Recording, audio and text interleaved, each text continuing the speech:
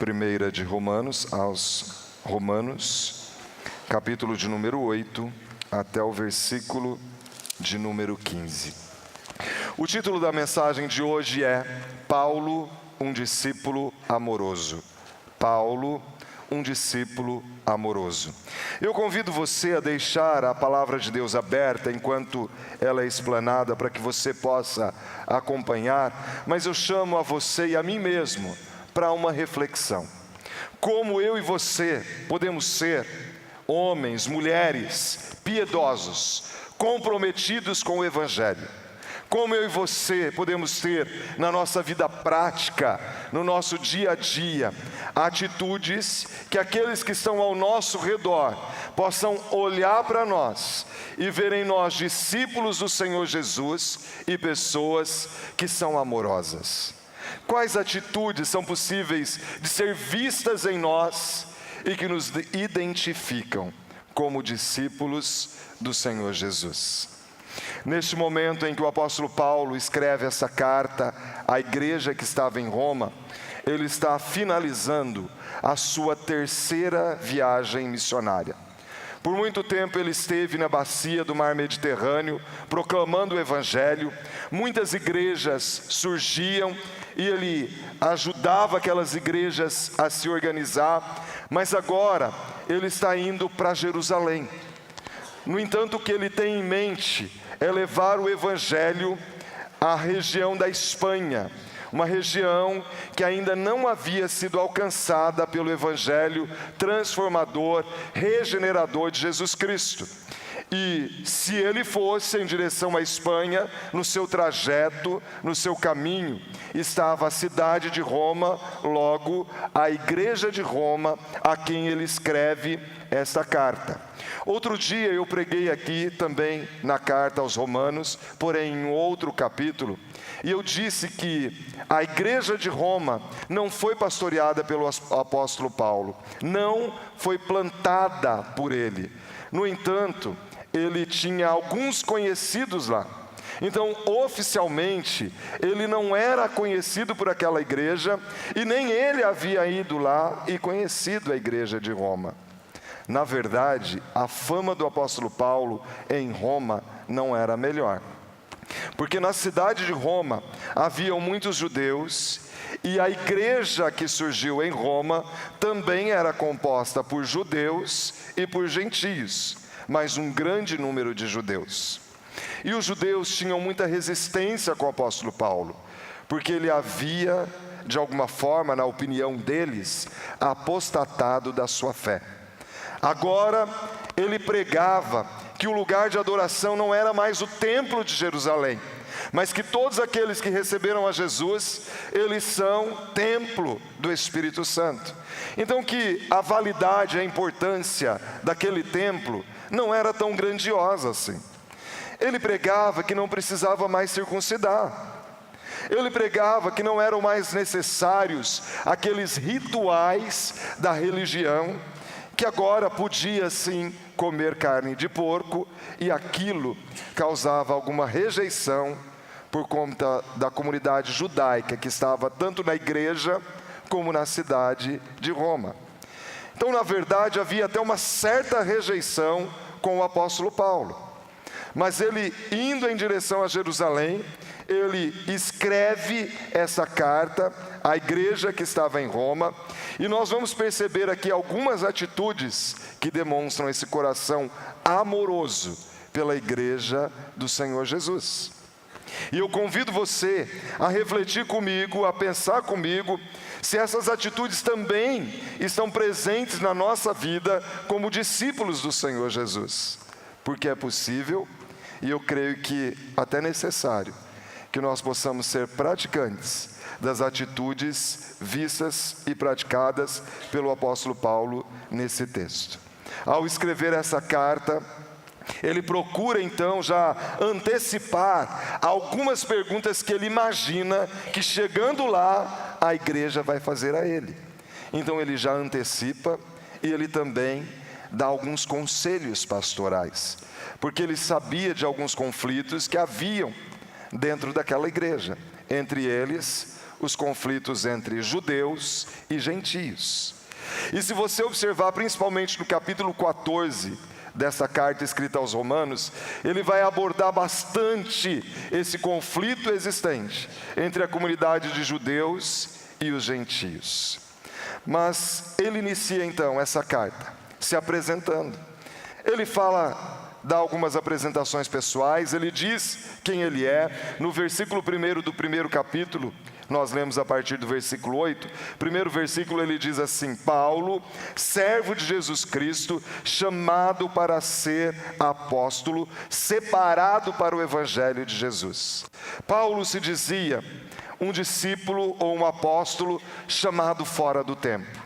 E aí nós podemos nos lembrar da conversão de Saulo, e depois ele tem o seu nome mudado para Paulo, mas na estrada de Damasco, quando ele cai, e ele pergunta: quem és tu, Senhor? E Jesus diz: eu sou a Jesus, a quem você persegue. E ali, a partir daquele momento de perseguidor de cristãos, agora o apóstolo Paulo ele se torna perseguido, inclusive pelos judeus. Mas aí ele escreve essa carta apresentando o Senhor Jesus. Se você observar os versículos seguintes, ele diz em outras palavras: olha, o evangelho que eu prego como servo do Senhor Jesus é esse, que Deus se encarnou em Cristo Jesus, o Verbo se fez carne, e ele veio, morreu no meu lugar, ele foi sepultado, mas nem a morte pôde detê-lo, ele ressuscitou ao terceiro dia, ele está à destra do Pai, e eu fui alcançado por esse evangelho. Eu tenho a Jesus como meu Salvador, e todo aquele que tem Jesus como seu Salvador tem a esperança da vida eterna. Isso é o evangelho. Deus morreu no nosso lugar, mas ele venceu a morte, porque de fato ele é o Filho de Deus. O Filho de Deus não poderia ter sido derrotado pela morte, por isso ele ressuscitou, ele venceu a morte. E em Cristo nós temos esperança, em Cristo nós temos vida eterna. Em Cristo não se encerra apenas aqui os nossos dias. Se os nossos dias se limitar apenas os dias na terra, nós somos os mais infelizes de todos os homens, diz o apóstolo Paulo. Então ele se apresenta, ele diz do evangelho de Jesus Cristo, e aí nesse texto que nós lemos, no versículo 8, ele diz: primeiramente, ou seja, olha, eu estou dizendo para vocês algumas coisas boas, mas o que eu vou dizer agora está em primeiro lugar. É algo que é principal, é de extrema relevância, é importante. E aí ele diz ali no versículo 8: primeiramente, eu dou graças ao meu Deus mediante Jesus Cristo. Ou seja, o que o apóstolo Paulo está dizendo para aqueles irmãos lá de Roma: olha, eu sou uma pessoa que todos os dias, quando eu tenho o meu momento de oração, quando eu dobro os meus joelhos para orar, eu oro por vocês. E aqui está a primeira verdade: um discípulo amoroso é um discípulo que ora pelos seus irmãos. E aqui o apóstolo Paulo, ele diz: todos os dias, quando eu tenho o meu tempo de oração, quando eu vou fazer o meu TSD, o meu tempo a sós com Deus, eu dobro os meus joelhos e eu agradeço a Deus pela vida de vocês. E ele diz: eu agradeço por meio de Jesus Cristo. Ou seja, ele está dizendo: eu tenho a Jesus Cristo como Salvador, ele é meu único caminho, e quando eu oro em nome de Jesus, eu agradeço ao Senhor pela vida de vocês. Irmãos e irmãs, prestem atenção. O apóstolo Paulo não fundou aquela igreja, ele não pastoreou aquela igreja. No entanto, ele é um homem de gratidão a Deus pela vida daqueles irmãos. Imaginem vocês, ele está orando pela igreja que é pastoreada por um outro pastor. Eu nem sei quem naquele momento estava na liderança da igreja. Isso significa que o reino de Deus não se limita apenas à nossa placa denominacional. ele dá gratidão a Deus, porque aqueles irmãos, eles estavam proclamando o Evangelho. Talvez você já tenha ouvido aquela expressão: todo caminho leva a Roma. E o que acontecia é que haviam várias estradas em linha reta a Roma, porque Roma era a capital do império. Então de todas as cidades, pessoas eram enviadas a Roma, pelas suas questões políticas, talvez pelo acesso ao comércio e tantas outras questões, iam a Roma. E como a igreja de Roma era uma igreja de uma fé operante, um povo comprometido com Deus, um povo que experimentava o sobrenatural de Deus, um povo que depositava sua confiança num Deus que pode todas as coisas, a igreja se tornou relevante, o evangelho foi se expandindo, as pessoas vinham a Roma, recebiam a Jesus como Salvador, voltavam para suas cidades levando o evangelho, e muitas igrejas iam surgindo e o evangelho se espalhando pelas mais diversas partes do mundo conhecido da época. Ou seja, a informação que o apóstolo Paulo tinha é que aquela igreja estava impactando não apenas uma cidade, mas dela o evangelho se expandia para várias outras regiões e Jesus estava sendo conhecido como Senhor e Salvador. E por isso, todas as vezes que ele dobrava o seu joelho, ele agradecia: Senhor, obrigado, porque aquela igreja é uma igreja relevante, aquele povo é um povo comprometido, aquele povo é um povo que proclama a tua verdade de forma ousada e destemida. E essa é a atitude que eu e você, irmãos e irmãs, devemos ter em relação aos nossos irmãos. Imagine que ele louva a Deus pelo bom andamento, pelo progresso do evangelho. Porque muitas vezes, quando nós vemos outros sendo bem-sucedidos, parece que nós somos tomados pela inveja. Isso não é coisa de crente. Nós temos que glorificar o Senhor, porque Ele está usando os irmãos e as irmãs para serem agentes de transformação no meio de uma geração que é pervertida e corrupta, e que eu e você fomos chamados para refletir a luz de Cristo como luzeiros no meio dessa geração. E ele diz: eu dou graças ao meu Deus. Ele não fala de qualquer outro Deus, ele fala ao meu Deus, porque os deuses do mundo politeísta, influenciado pela mitologia e pela cultura grega, eles eram deuses distantes, mas ele está falando de um Deus com quem ele tem intimidade. Ele não está falando daquelas divindades, talvez presentes ali na realidade da cultura e do povo romano. Ele diz: o meu Deus, aquele com quem eu tenho intimidade, é a Ele que eu dou graças por meio de Jesus Cristo. No versículo 9, ele diz: incessantemente eu estou apresentando diante do Senhor a minha oração, incessantemente. E aí ele diz: eu faço menção da vida de vocês nas minhas orações. Sabe uma coisa que me chama a atenção aqui? É porque primeiro ele está dando graças. Ele dá adoração. Ele louva a Deus pela vida daqueles irmãos. Mas agora ele diz: eu suplico a Deus em minhas orações. No versículo 10 ele: em todas as minhas orações, suplicando que em algum tempo eu tenho oportunidade de estar com vocês. Além de louvar a Deus pela vida daqueles irmãos em oração, ele também suplica a Deus por eles. E aqui está uma virtude de um discípulo amoroso, porque se adorar pela vida deles já é grande coisa, agora ele se torna um intercessor. Irmãos e irmãs, tem que ser muito crente para ter essa atitude de intercessor pela vida dos irmãos e das irmãs. E aí, aqui no versículo 10 ele diz: para em algum tempo pedir ocasião, por algum tempo, pela vontade de Deus, se me ofereça boa ocasião de visitar-vos. O que ele está dizendo agora é o seguinte: eu oro por vocês, eu intercedo por vocês, o tempo todo. Quando eu vou dobrar os meus joelhos, eu oro por vocês, agradeço ao Senhor pela vida de vocês, intercedo. Mas eu tenho agora um desejo de ter comunhão com vocês, de estar com vocês. Eu quero aí conhecê-los pessoalmente. Preste atenção.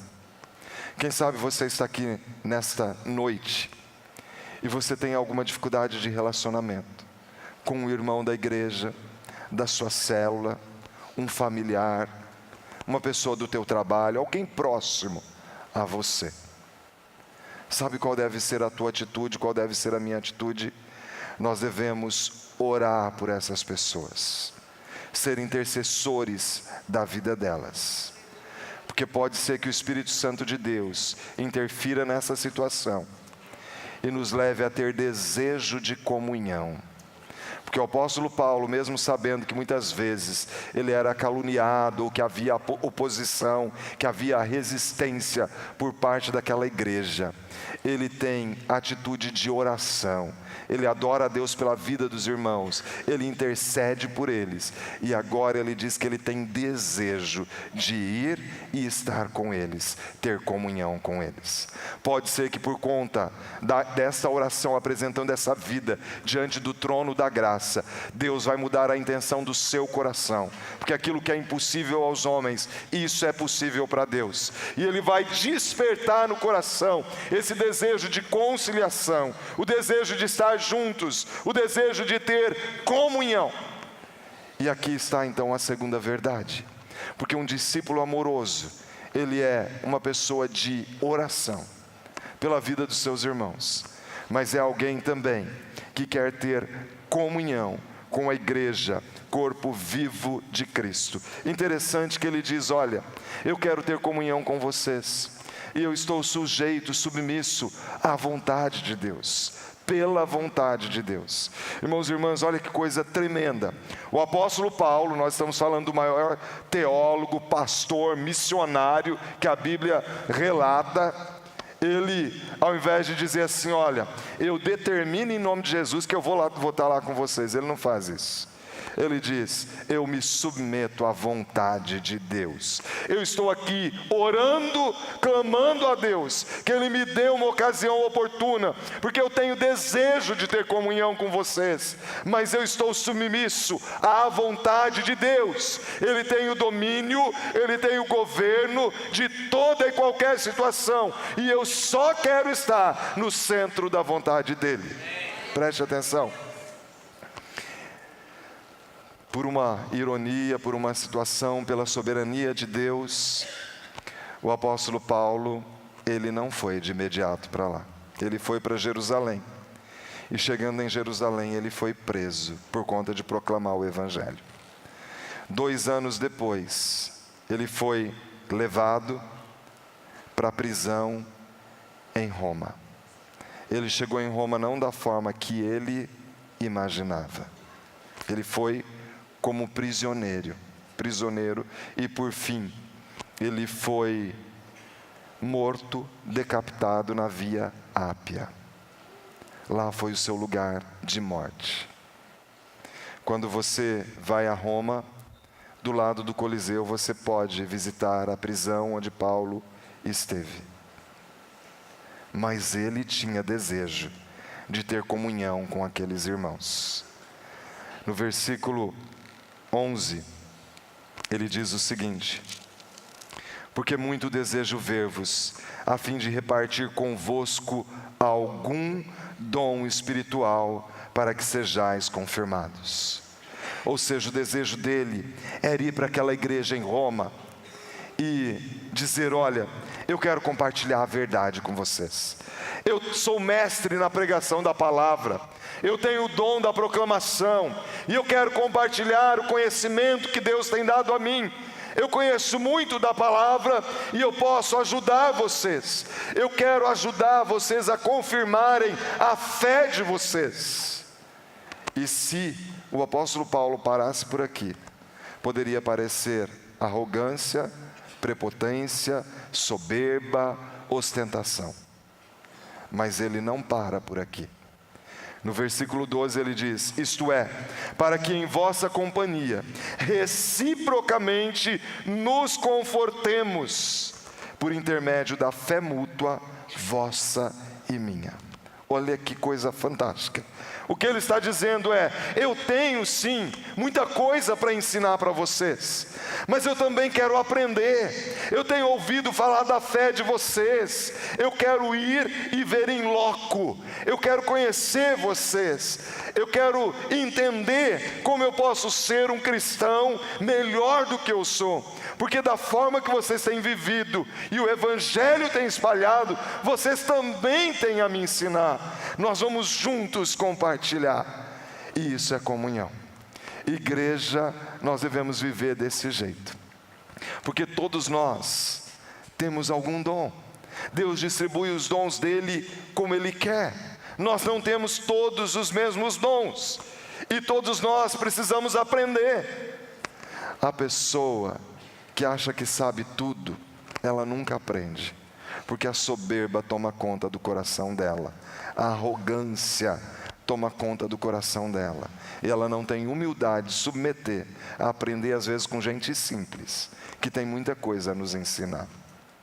Então o que o apóstolo Paulo está dizendo: olha, para viver em comunhão, nós temos muito que aprender com os irmãos. Nós podemos até ensinar, mas nós também podemos compartilhar e ao mesmo tempo aprender com os nossos irmãos. E isso é ser igreja. Sabe, irmãos e irmãs, aqui nós temos um alerta, porque a igreja de Roma, ela fugiu dos princípios da palavra, ela deixou os trilhos. Foi necessário no século XVI a reforma protestante, para que a igreja pudesse retomar aos trilhos. Por mais que muitas vezes nós amemos a nossa igreja, e isso é importante, nós temos que amar, nós precisamos vigiar para não fugir dos princípios da palavra. Nós não podemos nunca achar que nós sabemos demais, que nós somos os melhores, porque sempre há o que aprender. Sempre há o que aprender, sempre há o que melhorar. Hebreus 10, 25 diz: não deixeis de congregar, como é costume de alguns, antes façamos a admoestação, quanto mais vedes que o dia se aproxima. Nós não somos perfeitos, às vezes no convívio nós temos atritos, mas também consertos, e são nesses momentos de conserto que nós amadurecemos, é nesse momento de conserto que nós aprendemos a perdoar, nesse momento de conserto é que nós caminhamos juntos e atingimos grandes objetivos, cada um no seu trabalho de formiguinha, nós fazemos grandes coisas. E assim a igreja vai se tornando cada vez mais relevante na comunhão dos santos. Você não vai conseguir ser crente sem vínculo, sem comunhão com a noiva de Cristo, a igreja de Cristo. É impossível. Você não vai amadurecer e crescer na fé. Então, eu percebo nesse texto que um discípulo amoroso, ele se torna uma pessoa de oração. Ora agradecendo a Deus, intercedendo, quer ter comunhão, por difícil que seja. Veja que eles falavam mal do apóstolo Paulo, mas ele dizia: eu quero estar com vocês, eu quero ter comunhão com vocês. No versículo 13 ele diz: porque não quero, irmãos, que ignoreis que muitas vezes me propus ir ter convosco, no que tenho sido até agora impedido. Possivelmente ele, proclamando o evangelho ali na bacia do Mediterrâneo, pessoas se convertiam e aí chegavam para a igreja. E agora tem que levantar uma liderança, tem que organizar essa igreja. Aí ele sai, surge uma nova igreja, ajuda a organizar essa igreja, e se passaram aproximadamente 15 anos. E agora, ele escrevendo essa carta, parece que ele vê no seu coração uma possibilidade. Ele diz: para conseguir igualmente entre vós algum fruto. O que ele está dizendo é: eu acho que eu posso ir aí e ajudar vocês, compartilhar um pouco. Embora eu vá aprender, eu também vou compartilhar algo que possa gerar fruto, que possa abençoar a vida de vocês, como também entre os outros gentios. E aí, nós chegamos no versículo 14. E para mim aqui está a terceira verdade desse texto que eu quero compartilhar nesta noite. Porque ele diz assim: pois sou devedor tanto a gregos como a bárbaros. Um verdadeiro discípulo do Senhor Jesus, alguém que ama a igreja de Jesus, ele tem esse sentimento no coração. Ele se sente devedor de proclamar o Evangelho. O apóstolo Paulo, ele sabia de onde o Evangelho havia resgatado. Nós podemos nos lembrar um pouco da história. E aquele Saulo, que agora é chamado de Paulo, ele escreve uma carta como essa, demonstrando o amor pelos irmãos que estavam lá na cidade de Roma. Ele escreve a sua primeira carta aos Coríntios, no capítulo 13, falando o que é amor. E descreve de uma forma tão grandiosa, porque o Evangelho de Jesus ele transforma. Em Romanos 5,5 diz que o Espírito Santo, ele derrama amor nos corações. O Espírito Santo, ele derrama amor nos corações. E aqui ele diz assim: eu me sinto devedor. Um verdadeiro discípulo de Jesus, que foi alcançado pelo Evangelho de Jesus, que foi salvo de graça, ele se sente devedor de compartilhar o Evangelho. E aqui ele diz: a gregos e a bárbaros. Por que gregos e bárbaros? Porque gregos eram as pessoas com excelente formação, com bom conhecimento, academicismo, eram os nobres de fala grega, eram aqueles que eles destacavam no cenário da época, pela sua sabedoria, pelo seu conhecimento. E os bárbaros eram os indoutos, eram aqueles que não tiveram oportunidade, e por causa da falta de conhecimento, eles muitas vezes tinham atitudes às vezes até incoerentes. E daí vem a expressão: fulano está cometendo uma barbaridade, porque não tem conhecimento, é um ignorante. E isso tanto é verdade que ele diz que o Evangelho ele foi pregado a gregos e a bárbaros, a sábios e a ignorantes. Sabe o que isso fala para o meu coração, para o seu coração? Que o apóstolo Paulo diz: eu me sinto devedor de anunciar o Evangelho a toda a classe de descrentes, aos nobres, aos alfabetizados, aos de excelente formação acadêmica, mas também aqueles muito simples, que não tiveram oportunidade, porque o Evangelho, ele pode mudar a realidade da vida de qualquer pessoa, e Jesus não faz acepção de pessoas. Por isso, eu me sinto devedor de proclamar este Evangelho, que me tirou do poço, do lamaçal, das trevas, e me trouxe para o reino do Filho do seu amor.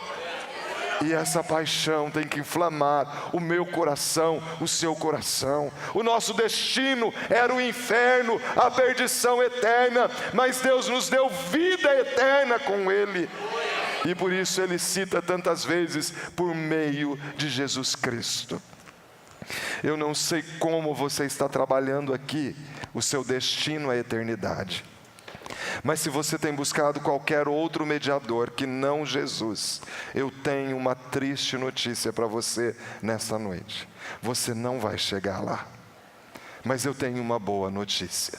Jesus disse em João 14,6: eu sou o caminho e a verdade e a vida, e ninguém vem ao Pai senão por mim. Se nesta noite você convidar Jesus para ser o seu único Salvador, aquele que te salva da perdição eterna, se você confessar com os seus lábios, um dia todos nós estaremos juntos na eternidade, o que o apóstolo Paulo diz que é incomparavelmente melhor. Aleluia! Louvado seja o nome do Senhor. Glória a Deus. Glória a Deus.